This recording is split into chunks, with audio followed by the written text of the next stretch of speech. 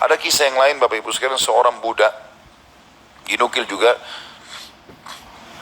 dia sangat soleh. Karena solehnya, waktu lagi diperjualkan, belikan di pasar, maka ada seseorang orang soleh juga kaya beli dia. Lihat ini orang kelihatannya soleh, ucapan-ucapannya selalu mengucapkan nama Allah. Diajak ke rumahnya orang soleh ini, orang kaya, lalu dikatakan, pilihlah tempat yang kau mau. Ada banyak budak-budaknya yang pekerja, pilih yang kamu mau. Dia tunjuk tempat yang paling pojok dan sudah agak rusak. Dia bilang ini saja. Kata tuannya, kenapa kau pilih tempat ini? Dia bilang karena tempat ini akan menjadi indah kalau digunakan berhubungan dengan sang raja, Allah subhanahu wa ta'ala. Kata tuannya, baiklah, terserah. Diperbaiki sama dia, kemudian dia mulai ibadah. Tuannya satu malam merasa gelisah, dia tidak bisa bergerak, ya, tidur maksudnya.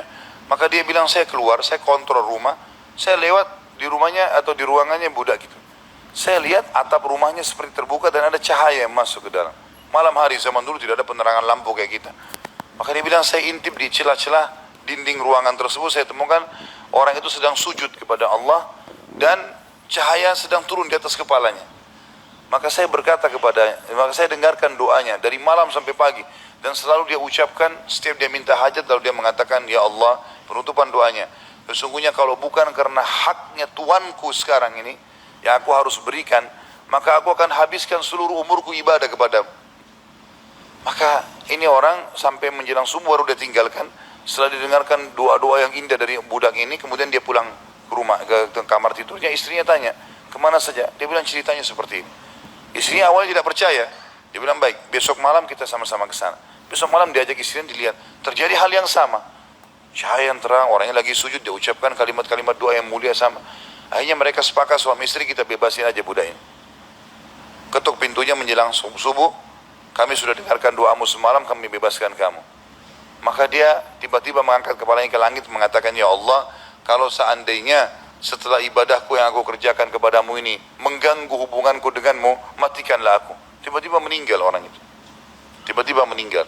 Tapi di sini saksi bahasan adalah bagaimana kedekatan seorang budak pun posisinya, dia seseorang yang sangat miskin, susah diperjualbelikan, tapi kedekatannya dengan Allah tidak mengganggu pekerjaannya, dan itu tidak penting bagi Allah subhanahu wa ta'ala. Seseorang harus tahu masalah ini.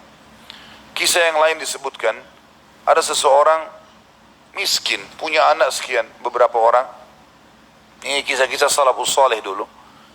Dia pas mau makan sama istri sama anak-anaknya, ada 4-5 orang anak, mau makan sama-sama, dan cuma ada sedikit makanan, tiba-tiba ada yang ketuk pintu, orang miskin.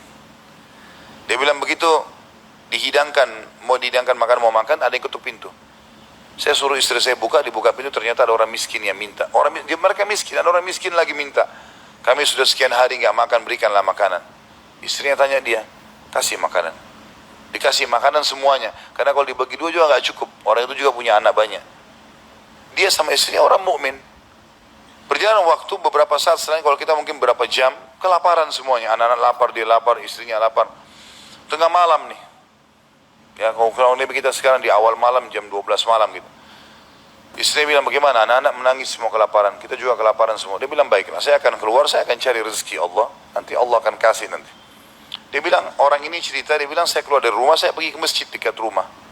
Kemudian saya sholat malam, sambil berdoa kepada Allah. Dan kalimatnya, saking manjanya sama Allah, mengatakan, ya Allah, sesungguhnya engkau tahu, kalau saya dan istri saya dan anak-anak saya kelaparan malam ini. Jadi bahasanya semua dirincikan, minta kepada Allah pada hal-hal yang kecil pun, minta makanan kepada Allah. Saya malam ini lapar ya Allah, berikanlah makanan. Gitu kan? Dikatakan dalam kisah ini, ada seorang amir bisa kita katakan raja atau gubernur wilayah itu, sudah seminggu gelisah mau bertobat kepada Allah. Sudah seminggu gelisah mau bertobat kepada Allah. Maka dia pun gelisah. Amir ini malam itu dia nggak bisa tidur. Dia keluar, dia ambil makanan terbaiknya, harta terbaiknya dari emas berkantong-kantong dibawa sama dia. Dia bilang, ya Allah, sebagai bentuk taubatku kepadamu, maka aku akan membagikan ini kepada orang yang membutuhkannya malam ini. Dan aku tidak akan memegang tali kekangan kuda ini, aku akan biarkan dia menuju ke arah yang manapun kau pandu. Maka kudanya pun jalan, hanya masuk ke dalam masjid yang ada orang susah tadi. Ini kisah nyata. Pada saat masuk, dia bilang, Amir ini bilang, saya tidak tahu kenapa kuda saya ke sini, tapi ini rumahnya Allah. pasti ada sesuatu. Dia bilang saya turun dari kuda, saya masuk, saya temukan orang itu lagi berdoa. Dan doanya minta makanan.